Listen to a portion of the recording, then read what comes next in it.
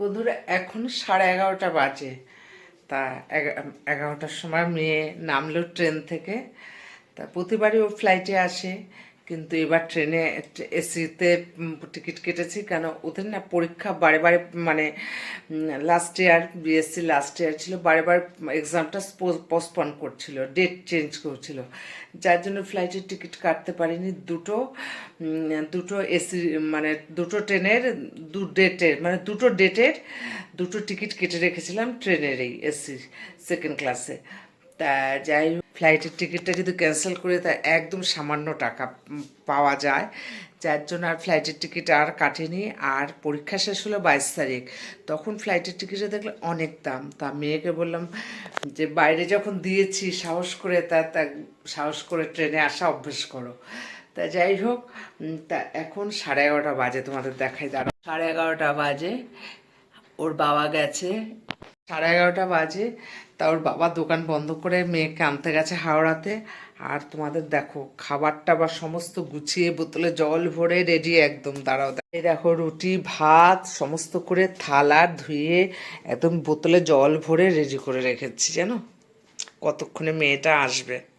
আর রোজ যখন হাজব্যান্ড আসে, হাজব্যান্ডের জন্যও কিন্তু এতটা গুছিয়ে পরিপাটি করে রাখি না। ও এসে মানে হাত মুখ ধুতে ধুতে আমি জল টল ভরে রাখি, থালা ধুয়ে টুয়ে রাখি, খেতে দেবো করে। আসলে বলে না মায়েরা সন্তানদের কথা ভাবলে কাজের স্পিডটা অনেক বেড়ে যায়। তা সেই ফেব্রুয়ারি মাসে ছেলে মেয়ে দুটোকে দেখেছি, আজকে মেয়ে আসছে। তা ও আসবে কতক্ষণে সমস্ত গুছিয়ে রেডি করে রেখেছি। এখন ফোন করলো, ওরা ক্যাবে রয়েছে। তো এটা একদম বাস্তব কথা, ছেলে মেয়ের কথা মনে করে, মানে ছেলে মেয়ের জন্য কাজ করার মানে ছেলে মেয়ের জন্য কি বলবো আমি, বলে বোঝাতে পারছি না।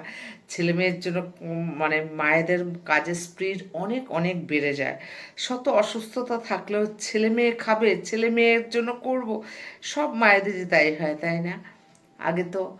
আগে যখন আমি আমার মাকেও দেখেছি। তা যাই হোক, এখন নিজে মা হয়েছে তো বুঝতে পারি জিনিসগুলো। তা যাই হোক, এখন আসছে, আর তর্স হয়েছে না, সমানে ঘর বার করছি, কতদিন বাদে মেয়েটাকে দেখবো। তো ওই মনের এক কোণা একটু কষ্ট রয়েছে, ছেলেটা আসলে ভালো ছিল, কিন্তু কি আর করবো বলো। তা চলো, আসলে তোমাদের সাথে দেখাবো। বন্ধুরা ওই যে দেখো কটা বাজে বলো তো, ওই যে 12টা 5 এখন আসছে। আর বাইরে প্রচণ্ড বৃষ্টি পড়ছে। মেয়ে এখন ফোন করে বলল গিজারটা অন করে রাখো, এসে স্নান করবে। তা গিজারটা অন করে দিলাম, মানে চলে এসছে বাড়ির সামনে, লাইটটা অফ করে নে। তা যাই, গিটটা খুলে দাঁড়াই গিয়ে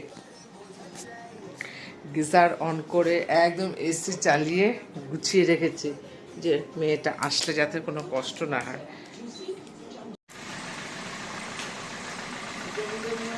গেটটা খুলছি আর ওই যে চলে এসছে।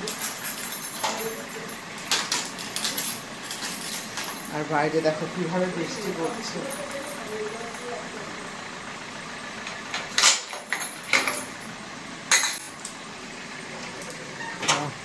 ব্যাক ক্যামেরায় দেখাই। Welcome welcome.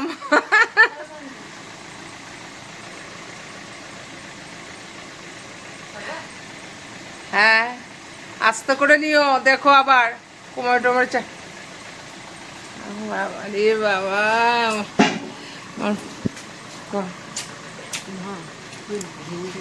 হ্যাঁ, দাঁড়া দাঁড়া, কত তো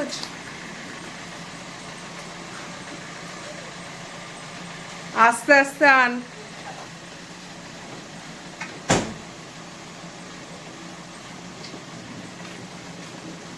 ওই যে ওখানে বাচ্চা নিয়ে শুয়ে আছে, সকালবেলা একটা বিড়াল বাচ্চা নিয়ে ওখানে শুয়ে আছে। দাঁড়া দাঁড়া, আস্তে আস্তে আস্তে। না না যায়নি, এখনো শুয়ে আছে, এই মাত্র দেখলাম। আস্তে করে দাঁড়া। আরে না, বাচ্চা রয়েছে না, ভাগাবো কি?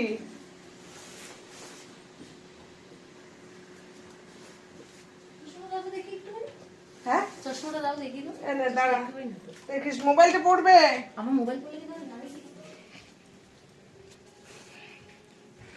চলে এসছে। আছে আছে আছে, এই মাত্রই দেখলাম।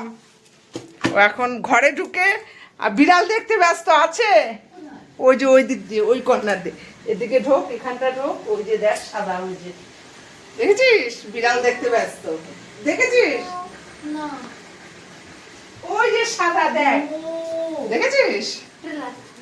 হ্যাঁ কি হয়েছে? একদম কোচাকুচি করিস না মা, এই বৃষ্টিতে পড়ছে সব। হ্যাঁ ঠিক আছে।